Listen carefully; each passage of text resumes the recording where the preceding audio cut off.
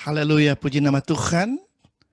Saudara-saudara, saat ini kita akan mendengarkan firman Tuhan yang diambil dari kitab Mazmur pasal 133 ayatnya yang pertama sampai dengan ayatnya yang ketiga. Saudara bisa buka Alkitab saudara dari kitab Mazmur pasal 133 ayat yang pertama sampai dengan ayat yang ketiga. Bunyinya demikian. Nyanyian ziarah Daud, sungguh alangkah baiknya dan indahnya apabila saudara-saudara diam bersama dengan rukun. Seperti minyak yang baik di atas kepala meleleh ke janggut, yang meleleh ke janggut Harun dan ke leher jubahnya. Seperti embun gunung Hermon yang turun ke atas gunung-gunung Sion. Sebab kesanalah Tuhan memerintahkan berkat kehidupan untuk selama-lamanya. Haleluya. Sedemikian jauh pembacaan firman Tuhan pada saat ini. Yang kita baru baca adalah kitab Mazmur.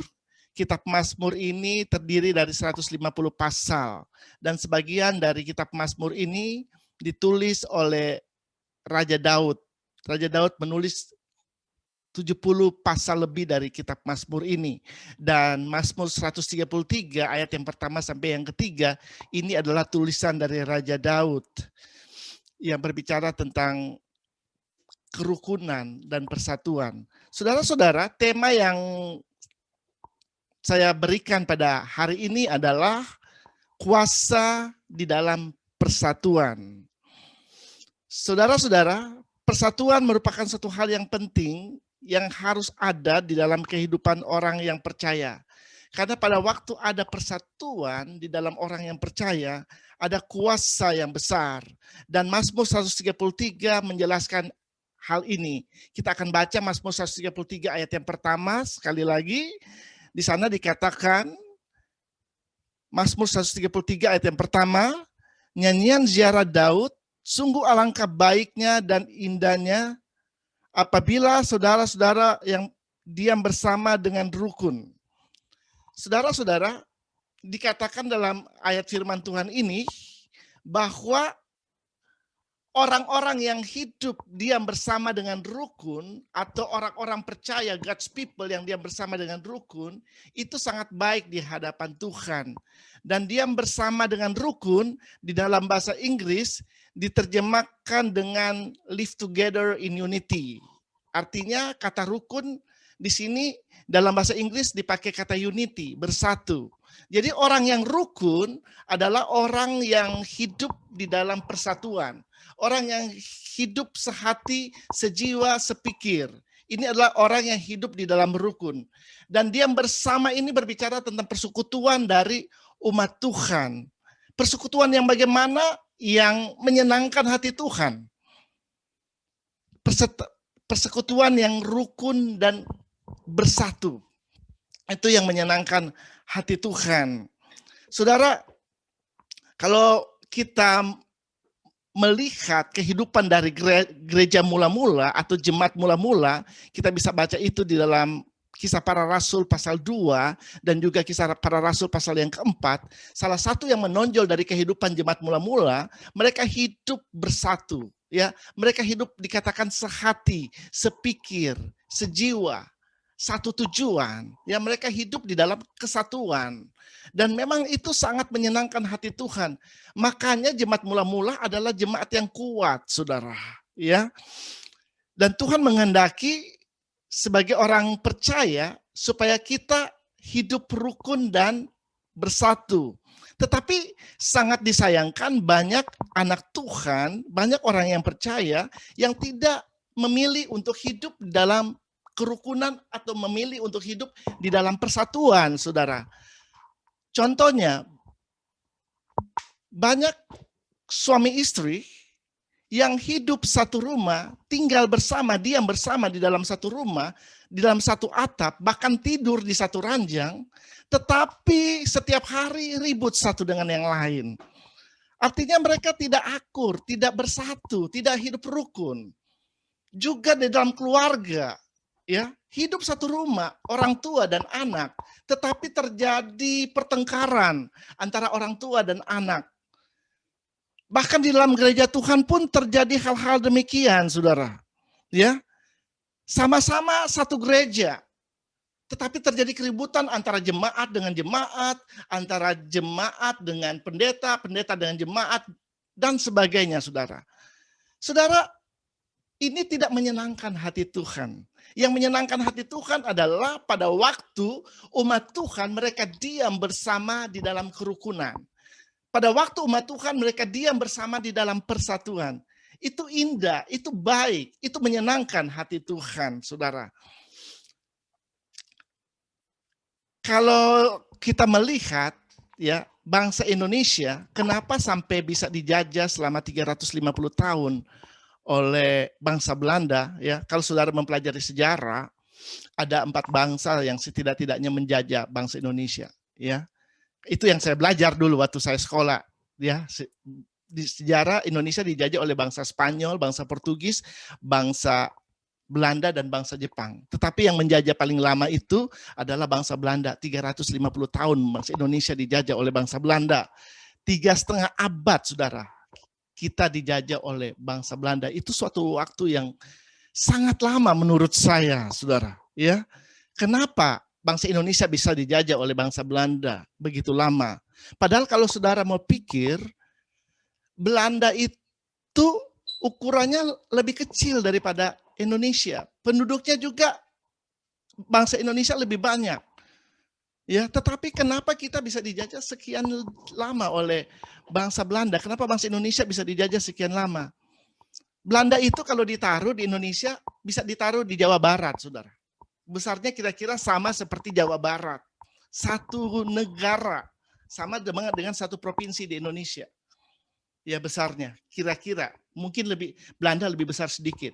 Dan jumlah penduduknya pun Indonesia jauh lebih banyak. Kenapa? Karena kalau kita mempelajari sejarah, ya Belanda menerapkan apa yang namanya politik memecah belah. Ya, sehingga orang-orang Indonesia tidak bersatu. Pada waktu tidak bersatu, maka mereka menjadi lemah, saudara. Dan gampang untuk dijajah. Pada waktu bangsa Indonesia sadar dan menyadari tentang hal itu, akhirnya mereka bangkit dan mengikrarkan Sumpah Pemuda, satu bahasa, satu bangsa, satu tanah air. Mereka mulai berjuang. Memang sebelumnya ada perjuangan, tetapi perjuangan itu dilakukan secara sporadis, saudara. Ya secara sendiri-sendiri, saudara. Tetapi ketika mereka mulai bersatu dan mereka bersama-sama melawan, ada kekuatan yang besar. Dan akhirnya pada tanggal 17 Agustus tahun 1945, bangsa Indonesia bisa memproklamirkan kemerdekaannya. Ya, jadi kita melihat pada waktu ada persatuan, ada kekuatan di sana. Demikian juga dengan gereja Tuhan. Pada waktu umat Tuhan bersatu, ada kekuatan yang besar yang akan terjadi di sana. Dan kita harus sadar bahwa ada satu musuh kita yang tidak mau umat Tuhan hidup di dalam persatuan. Ya, iblis tidak mau kita hidup bersatu.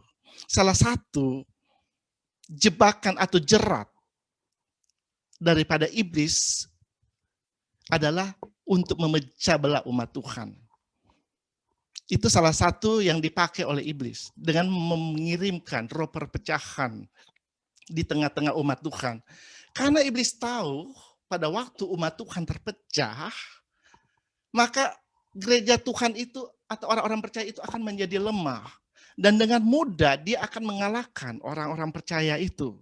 Makanya sangat penting dalam kehidupan kita untuk selalu bersatu, ya.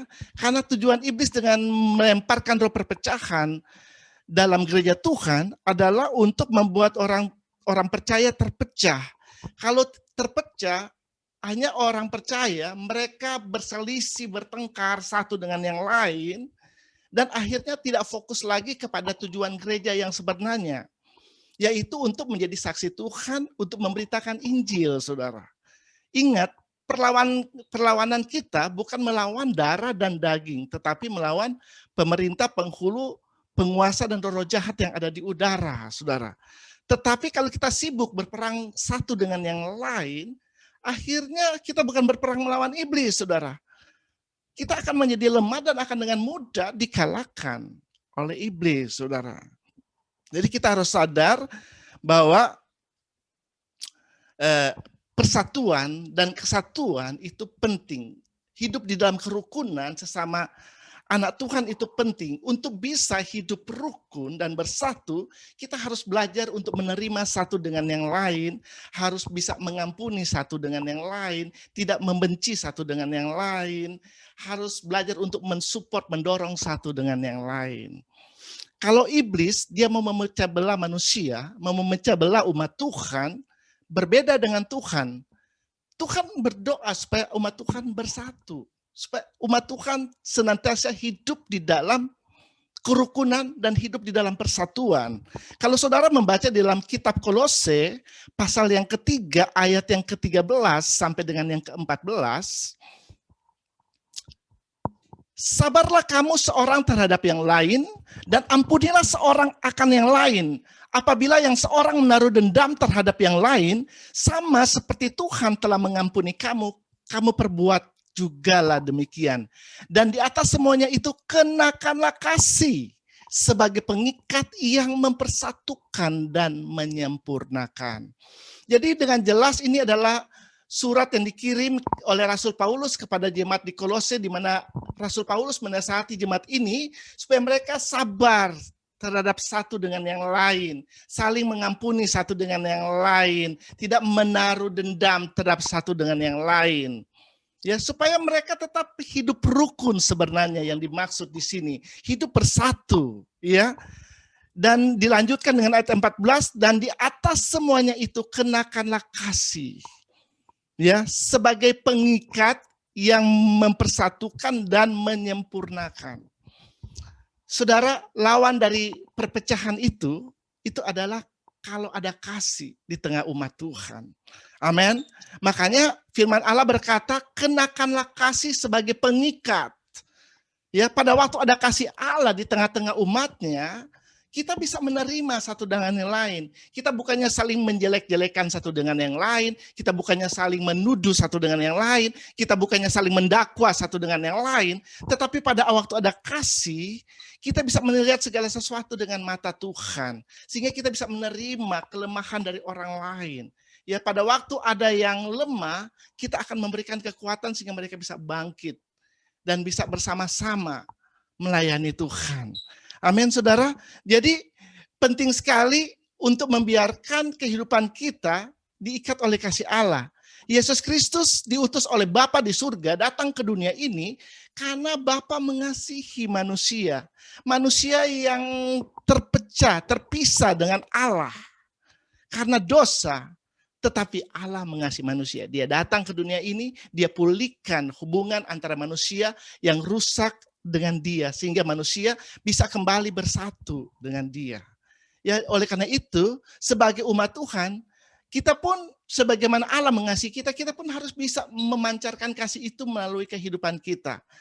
Dengan adanya kasih, kita bisa menerima satu dengan yang lain. Amin, saudara. Saudara-saudara, untuk hidup di dalam persatuan dan untuk hidup rukun satu dengan yang lain, itu adalah keputusan daripada kita, saudara. Dan tentunya setiap keputusan yang kita ambil dalam hidup kita ada konsekuensinya. Tentunya Tuhan mau menghendaki kita untuk hidup rukun dan bersatu. Karena ada kekuatan yang besar di balik persatuan. Saya akan membagikan satu ilustrasi tentang persatuan, ya. Kita akan belajar dari angsa liar atau wild geese, ya. Kita akan belajar dari mereka bagaimana angsa-angsa ini hidup dalam persatuan. Saudara, angsa liar mereka hidup di 4 musim, ya. Nah, pada waktu musim gugur atau fall biasanya udah mulai dingin tuh, akan ke winter, ke musim dingin. Nah, pada waktu itu angsa-angsa ini bersiap-siap mereka akan mencari tempat tinggal yang baru. Dan mereka akan terbang beramai-ramai bersama-sama untuk menuju ke tempat yang lebih hangat, di mana mereka akan tinggal di sana, saudara. Nah, pada waktu mereka terbang itu bersama-sama, mereka akan terbang dengan mempergunakan formasi V atau V formation. Saya akan perlihatkan, coba bisa ditunjukkan gambarnya apa itu V formasi atau V formation. Nah, ini saudara, ya. Angsa-angsa liar ini pada waktu mereka terbang dengan membentuk huruf V. ya, V formation ya. Ya, jadi keuntungan dengan terbang dengan cara ini adalah angsa yang paling depan ketika dia mengepakkan sayapnya, maka dia itu akan mengurangi tekanan udara atau bahkan meniadakan tekanan udara kepada angsa yang ada di belakangnya atau angsa yang nomor 2, saudara. Demikian juga seterusnya ketika angsa nomor 2 mengepakkan sayapnya, itu akan mengurangi dan meniadakan tekanan udara kepada angsa yang nomor 3 dan seterusnya sampai kepada angsa yang paling belakang, saudara. Dan kalau angsa yang paling depan dia merasa capek, maka dia akan pindah ke paling belakang dan dia digantikan dengan angsa yang nomor 2. Ini berbicara kita sebagai gereja Tuhan, kita harus bisa mengcover satu dengan yang lain. Pada waktu ada yang lemah, kita harus bisa saling menolong satu dengan yang lain. Saudara-saudara, dengan cara terbang yang seperti ini, maka angsa-angsa liar ini akan bisa menempuh jarak yang lebih jauh, saudara. Bisa menempuh 70% jarak lebih jauh dibandingkan kalau mereka terbang dengan sendiri-sendiri. Seekor angsa yang terbang dengan sendiri-sendiri, misalnya contohnya kalau sendiri dia bisa menempuh jarak 100 km, ya. Tetapi pada waktu mereka terbang bersama-sama, itu mereka bisa menempuh 70% lebih jauh, jadi 170 km. Nah, ini adalah kekuatan pada waktu ada dalam persatuan, saudara. Ya, ini yang dikehendaki Tuhan di dalam kehidupan orang percaya supaya kita hidup senantiasa ada di dalam persatuan. Di dalam Ulangan 32 ayat 30a berkata, bagaimana mungkin satu orang dapat mengejar 1.000 orang dan 2 orang dapat membuat lari 10.000 orang. Saudara, dalam firman Tuhan ini dikatakan satu orang dapat mengalahkan 1.000. Kira-kira seperti itu. 2 orang bukan mengalahkan 2.000, tetapi membuat lari 10.000 orang. Ya, jadi mengalahkan 10.000. Ya, ini luar biasa, saudara. Pada waktu umat Tuhan bersatu, ada kekuatan yang besar. Amin. Makanya kita jangan terpecah belah. Ya, kadang-kadang di gereja Tuhan terpecah belah cuma gara-gara vaksin atau tidak vaksin. Terpecah belah. Ada gereja yang, oh saya divaksin, oke. Ada yang bilang, oh jangan divaksin. Nah, gara-gara itu aja udah membuat gereja terpecah belah, saudara. Kita harus tahu bahwa ini adalah pekerjaan dari kerajaan kegelapan. Ya, iblis mau memecah belah umat Tuhan, saudara. Oleh karena itu kita harus hati-hati dan bisa melihat serangan dari kerajaan kegelapan dalam kehidupan gereja Tuhan. Karena Tuhan mau supaya umat Tuhan tetap ada di dalam kerukunan dan persatuan. Amin, saudara. Haleluya. Dan angsa-angsa itu juga yang kedua, kalau waktu mereka terbang, mereka akan terbang ke satu arah, ke satu tujuan. Filipi 2 ayat 2 berkata, karena itu sempurnakanlah sukacitaku dengan ini. Hendaklah kamu sehati sepikir dalam satu kasih, satu jiwa, satu tujuan. Haleluya. Ini adalah nasihat dari Rasul Paulus kepada jemaat di Filipi. Dia berkata, sempurnakanlah sukacitaku, ya. Hendaklah kamu sehati sepikir, satu kasih, satu jiwa dan satu tujuan. Amin, saudara. Saudara, gereja Tuhan ada di muka bumi ini. Saudara dan saya adalah gereja Tuhan. Ya, kita ada di muka bumi ini dengan tujuan Allah. Dan tentunya sebagai gereja Tuhan, kita harus menggenapi apa yang menjadi tujuan Allah di dalam hidup kita. Haleluya. Ya, dan tujuan Allah adalah tujuan yang besar buat umatnya, saudara. Buat kita. Ya, tujuan Allah adalah supaya kita ada di muka bumi ini untuk bisa memenangkan sebanyak-banyaknya jiwa bagi kerajaan Allah. Karena itu adalah amanat agung daripada Tuhan Yesus sendiri sebelum dia naik ke surga. Dia berkata di dalam Matius 28, pergi, jadikanlah semua bangsa muridku, dan baptislah mereka di dalam nama Bapa, Anak, dan Roh Kudus. Amin. Jadi jangan sampai kita terpecah belah dan akhirnya tidak mengerti lagi apa yang menjadi tujuan gereja di muka bumi ini. Kita tidak lagi memberitakan Injil, saudara. Ya, kita punya tujuan ya untuk membawa orang-orang yang belum mengenal Tuhan kepada Tuhan. Orang-orang yang terhilang supaya mereka boleh memperoleh, mendapatkan keselamatan itu. Orang-orang yang tinggal di dalam kegelapan, mereka bisa melihat terangnya yang ajaib. Haleluya. Yang ketiga, kalau seekor angsa keluar dari formasi yang tadi, saudara, maka dia akan merasa berat dan sulit untuk terbang sendirian. Maka dia harus cepat-cepat balik ke formasinya. Sehingga segala sesuatu terasa ringan, saudara. Nah, biasanya kalau ada angsa yang mungkin karena dia capek atau dia mendadak sakit, dia akan keluar dari formasinya, ada dua angsa yang akan menemani dia. Sampai keadaannya pulih kembali, saudara. Ini berbicara bahwa di dalam gereja Tuhan perlu ada rasa kepedulian satu dengan yang lain. Kita perlu saling menolong, melihat ada orang-orang yang membutuhkan, kita tolong, saudara. Kita harus saling memperhatikan satu dengan yang lain. Haleluya, ya. Kalau ada yang tadi saya katakan, kalau ada yang lemah, kita bukannya menyala-nyalakan, menuduh dia, tapi kita angkat dia. Sehingga dia menjadi kuat kembali dan bisa bersama-sama melayani Tuhan. Yang keempat, pada waktu angsa-angsa itu terbang, mereka akan mengeluarkan suara yang ramai. Angsa-angsa yang di belakang akan mengeluarkan suara yang ramai. Ya. Untuk mensupport angsa yang di depan, ya. Supaya angsa di depan itu semangat, mereka akan memberikan semangat kepada dia.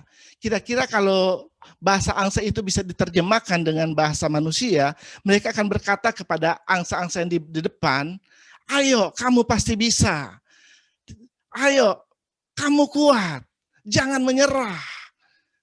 Tujuan kita sudah hampir sampai." Kira-kira seperti itu, saudara. Ya, dan memang dalam kehidupan kita sebagai gereja Tuhan, sebagai orang percaya, kita harus bisa mengencourage, bisa memberi semangat satu dengan yang lain, saudara, dalam melayani Tuhan. Amin, saudara. Ya, kalau kita terbang, ya, kalau seperti angsa-angsa itu yang ketika mereka terbang membuat suara yang begitu ramai, ya begitu hiruk pikuk, saudara, ya. Demikian juga dengan gereja Tuhan. Kita mau berjalan, ya, dengan puji-pujian kepada Tuhan. Amin, saudara. Kita mau berjalan dengan sukacita kepada Tuhan. Karena sukacita dari Tuhan itu adalah kekuatan kita. Amin, saudara. Ya, pelayanan itu bukan beban. Ya, pelayanan itu bukan beban. Ya, Tuhan mengatakan, "Marilah kepadaku hai kamu yang beban berat, akan kuberikan kelegaan kepadamu." Jadi apapun yang kita lakukan, jangan lakukan itu dengan kekuatan diri kita sendiri. Karena pada waktu kita melakukan itu dengan kekuatan kita sendiri, itu akan menjadi beban buat kita. Ya. Tetapi kalau kita melakukan itu dengan kekuatan Tuhan, maka itu bukan beban. Segala perkara dapat kutanggung di dalam Dia yang memberikan kekuatan kepadaku. Amin, saudara. Ya, haleluya. Di samping ada kuasa pada waktu umat Tuhan bersatu, ada beberapa hal yang saya juga akan bagikan pada saat ini, apa yang akan terjadi pada waktu umat Tuhan hidup di dalam persatuan. Ya, kalau kita baca di dalam yang pertama, kalau kita baca di dalam Mazmur 133 ayatnya yang kedua, masih dalam Mazmur 133, seperti minyak yang baik di atas kepala meleleh ke janggut, yang meleleh ke janggut Harun dan ke leher jubahnya. Jadi minyak itu mengalir ke seluruh tubuh daripada Harun. Saudara, kalau berbicara tentang minyak yang meleleh di kepala Harun, ini berbicara tentang pengurapan Allah atau berbicara tentang kuasa Allah, saudara. Saudara, di dalam kehidupan bangsa Israel, ada 3 jabatan yang sebelum dipangku oleh seseorang, dia harus diurapi terlebih dahulu. Yang pertama adalah nabi, yang kedua adalah raja, yang ketiga adalah imam, saudara. Misalnya Nabi Elisa. Nabi Elisa sebelum dia menjadi nabi, dia diurapi oleh Nabi Elia. Dan Raja Daud sebelum dia menjadi raja, dia diurapi oleh Nabi Samuel. Demikian juga Harun sebelum dia diangkat menjadi imam besar, dia harus diurapi terlebih dahulu oleh Nabi Musa, saudara. Saudara, itu semua ada ayat-ayatnya, ya. Jadi pada waktu mereka diurapi, pada waktu itulah mereka sah untuk menjabat jabatan tersebut, saudara. Ya, ini berbicara kuasa, urapan itu berbicara kuasa Allah yang diberikan kepada mereka. Demikian juga dengan kehidupan gereja Tuhan. Dikatakan pada waktu umat Tuhan itu bersatu, seperti urapan yang mengalir di kepala Harun, yang mengalir ke janggut, leher, dan jubahnya turun. Itu berbicara ada kuasa Allah, ada pengurapan Allah yang besar pada waktu umat Tuhan hidup di dalam kerukunan dan persatuan, saudara. Amin. Ya, oleh karena itu memang hidup dalam kerukunan dan persatuan ini sangatlah penting bagi gereja Tuhan, saudara. Kuasa untuk apa? Pengurapan itu untuk apa? Kuasa itu diberikan untuk apa? Pengurapan itu diberikan untuk apa? Kalau saudara baca dalam Kejadian 1 ayat yang ke-8, Kisah Para Rasul 1 ayatnya yang ke-8, Kisah Para Rasul 1 ayat yang ke-8 bunyinya demikian. Tetapi kamu akan menerima kuasa kalau Roh Kudus turun ke atas kamu, dan kamu akan menjadi saksiku di Yerusalem dan di seluruh Yudea dan Samaria dan sampai ke ujung bumi. Haleluya. Jadi pada waktu seorang menerima pengurapan itu dia menerima kuasa. Kuasa untuk apa? Dikatakan dalam firman Allah yang baru kita baca tadi, kuasa Roh Kudus akan turun ke atas orang-orang yang percaya, dan kamu ini berbicara tentang gereja Tuhan, berbicara juga saudara dan saya, akan menjadi saksiku di Yerusalem, Yudea, Samaria, bahkan sampai ke ujung bumi.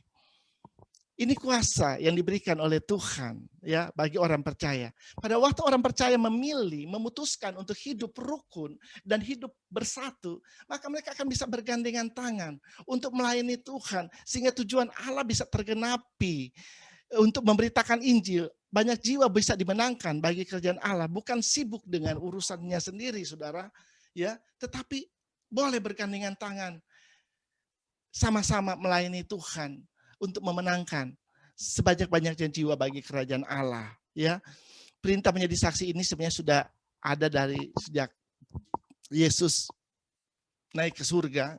Amanat agung itu, pergi jadikanlah semua bangsa muridku. Dia juga menyuruh kita juga untuk menjadi terang dan juga menjadi garam bagi dunia ini. Kalau saudara membaca dalam Matius 5 ayat 13, Matius 5 ayat 13, gereja itu ada di dunia ini juga untuk menjadi garam bagi dunia ini. Dikatakan kamu adalah garam dunia.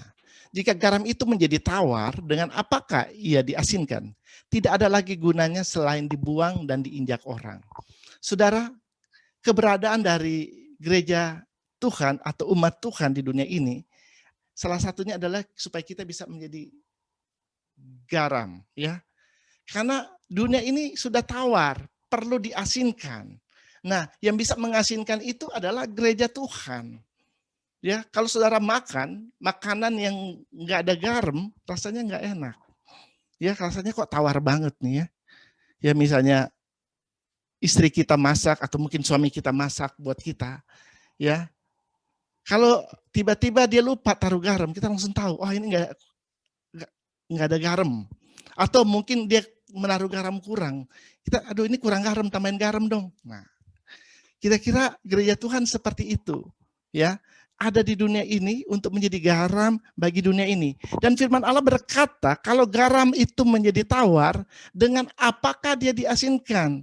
Tidak ada lagi gunanya selain dibuang dan diinjak orang. Saudara, zaman Kisah Para Rasul, kalau kita baca kehidupan dari gereja mula-mula itu sangat dihormati, saudara. Mereka bisa berjalan dengan otoritas dan kuasa Allah. Ya, karena mereka bisa menjadi garam dan terang bagi dunia pada waktu itu, saudara. Zaman sekarang kadang-kadang saya sangat sedih melihat gereja itu kayak dianggap enteng atau bahkan dilecehkan, saudara. Kenapa?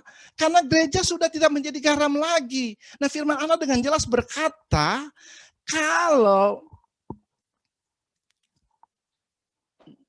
sudah tawar, bagaimana itu akan diasinkan? Tidak ada lagi gunanya selain dibuang dan diinjak orang, saudara.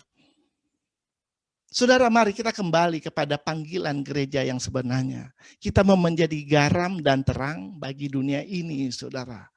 Ya, sehingga kita bisa berjalan dengan otoritas dan wibawa dari gereja, ya, seperti yang terjadi pada waktu gereja mula-mula, saudara. Ya, gereja mula-mula itu sangat berpengaruh, saudara. Padahal mereka terdiri dari orang-orang yang biasa. Ya, mereka bukan orang-orang yang berpengalaman. Ya, murid-murid Yesus itu pada mula-mulanya di gereja mula-mula itu mereka bukan orang-orang yang berkedudukan tinggi, mereka bukan orang yang berpengaruh, bukan orang yang terpelajar, tetapi kenapa mereka bisa mempengaruhi dunia pada waktu itu, saudara? Itu karena mereka bisa menjadi terang dan garam bagi dunia, ya, sehingga gereja bisa berjalan dengan wibawa dan otoritas. Mereka berjalan, mereka menumpangkan tangan atas orang sakit dan orang itu sembuh.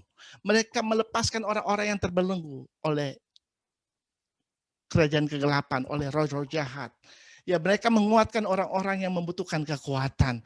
Ada banyak hal yang dilakukan Tuhan melalui gerejanya. Dan itu Tuhan akan kembalikan di akhir zaman ini, saudara, ya, supaya gereja bisa berjalan kembali dengan wibawa dan otoritas daripada Tuhan. Haleluya, haleluya.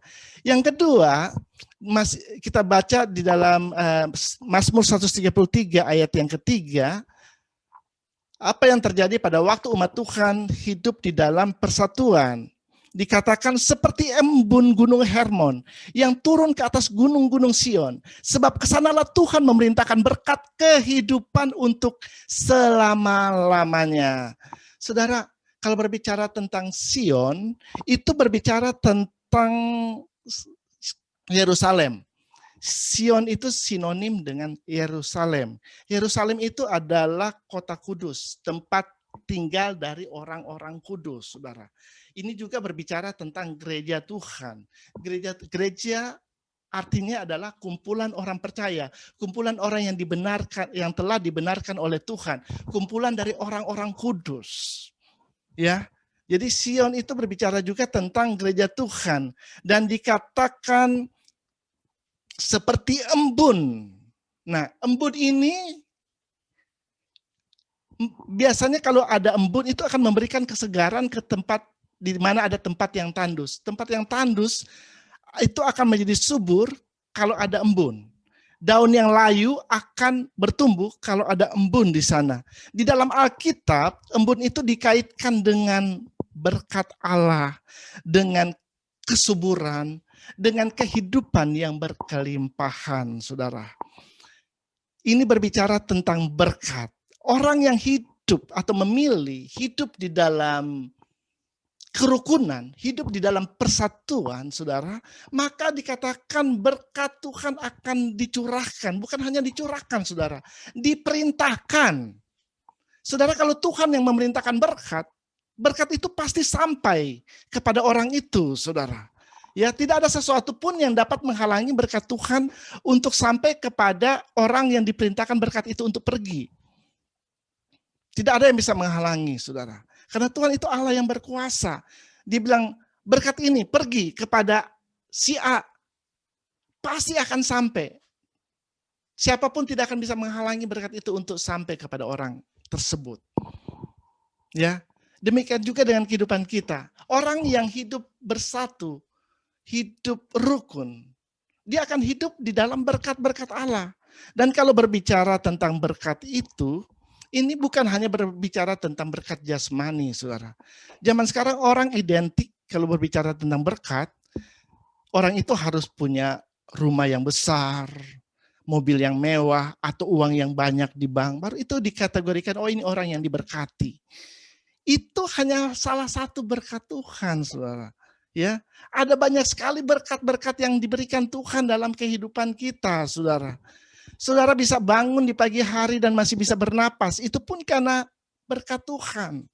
Amin, Tuhan memberikan kehidupan di dalam hidupmu. Engkau tidak terjangkit dengan virus corona pada saat ini, padahal di sekitarmu ada begitu banyak orang yang terinfeksi dengan virus ini, itu pun ada berkat Allah, ada perlindungan Tuhan di dalam hidupmu. Berkat perlindungan Tuhan ada di dalam hidupmu. Bahkan kalau engkau yang sempat terkena, terserang oleh penyakit ini, dan engkau hanya bisa survive, disembuhkan, itu pun adalah berkat daripada Tuhan. Pada waktu kita bisa menghadapi situasi, tantangan yang ada di dalam hidup kita, kita bisa menghadapi pencobaan yang ada dalam hidup kita, itu pun adalah berkat Tuhan. Karena ada kekuatan Allah yang bekerja di dalam hidup kita sehingga kita bisa keluar sebagai pemenang dalam apapun yang kita hadapi di dalam hidup ini. Amin, saudara. Ya, amin. Jadi kalau berbicara berkat itu bukan hanya materi saja, tetapi banyak sekali berkat. Ya, engkau bisa berkumpul, beribadah pada hari ini bersama-sama, kita bisa memuji dan menyembah Tuhan dan merasakan hadirat Allah di tengah kita. Itu karena berkat Tuhan, itu karena kebaikan Tuhan, itu karena kemurahan Tuhan di dalam hidup kita. Haleluya. Yang terakhir, saya ambil ini tidak dari Mazmur 133, tetapi dari Kejadian 11 ayat 5 dan 6. Coba kita buka ayatnya. Lalu turunlah Tuhan untuk melihat kota dan menara yang didirikan oleh anak-anak manusia itu. Dan ia berfirman, mereka ini satu bangsa dan satu bahasa. Untuk semuanya itu barulah permulaan usaha mereka. Mulai dari sekarang apapun juga yang mereka rencanakan, tidak ada yang tidak akan dapat terlaksana. Haleluya. Saudara-saudara, zaman, kalau kita baca firman Tuhan ini adalah pada waktu manusia sedang mendirikan menara Babel, saudara. Dikatakan di situ bahwa mereka, manusia itu, mereka satu bangsa, ya. Jadi belum ada bangsa Indonesia, belum ada bangsa Amerika, belum ada bangsa Belanda, ya. Baru satu bangsa, saudara. Dan dikatakan mereka itu satu bahasa. Jadi artinya mereka semua hidup bersatu, ya. Sehati, sepikir, punya satu tujuan, saudara. Ya, dan mereka membangun menara Babel. Nah, ini yang salah, saudara. Karena mereka membangun menara Babel itu karena mereka tidak mau tersebar ke seluruh bumi. Padahal kalau saudara membaca dalam Kejadian, pada waktu Allah menciptakan manusia, manusia disuruh untuk beranak cucu dan penuhilah bumi. Artinya manusia disuruh untuk menyebar, terserak ke seluruh bumi. Tetapi ini manusia mau-maunya sendiri, saudara. Ya, mereka menentang Allah dengan segala keangkuhannya. Tetapi yang kalau kita baca dalam ayat 5 dan 6 ini, dikatakan lalu turunlah Tuhan untuk melihat kota dan menara yang didirikan anak-anak manusia itu. Dan ia berfirman, mereka satu bangsa, satu bahasa, dan semuanya ini barulah permulaan usaha mereka. Mulai dari sekarang apapun yang mereka rencanakan tidak ada yang tidak dapat terlaksana. Saudara, ini adalah the power of unity. Ya, kuasa di dalam persatuan. Ya, pada waktu manusia itu bersatu, tidak ada yang akan tidak dapat terlaksana. Ya, ini berbicara tentang orang-orang yang belum mengenal Tuhan, saudara, di Babel sini. Ya, mereka menentang Allah, tetapi Tuhan menentang apa yang mereka lakukan karena itu tidak sesuai dengan apa yang menjadi kehendak Dia. Tetapi dia memuji apa yang mereka lakukan pada waktu itu. Yaitu mereka itu bersatu. Makanya dia katakan apapun yang mereka lakukan mulai saat ini tidak ada yang tidak akan dapat terlaksana. Artinya apapun yang mereka lakukan pasti berhasil. Karena mereka ada di dalam persatuan, saudara. Ya, pentingnya hidup di dalam bersatu. Karena ada kekuatan yang besar pada waktu hidup di dalam persatuan. Amin, saudara. Ya, bukan masalah orang percaya atau tidak percaya di sini, tetapi pada waktu ada persatuan, ada kekuatan yang besar. Ya, makanya Tuhan perlu mengacaukan bahasa dari manusia yang hidup di zaman menara Babel ini dibangun. Dikacaukan bahasa mereka oleh Tuhan. Kalau enggak, menara itu akan dibangun terus. Ya, setinggi-tingginya, saudara. Ya, dikacaukan oleh Tuhan. Ya, misalnya pada waktu lagi membangun, ada yang minta martil, ya, dikasihnya sama temennya karena nggak ngerti, karena bahasanya udah kacau, ya, dikasihnya gergaji, saudara.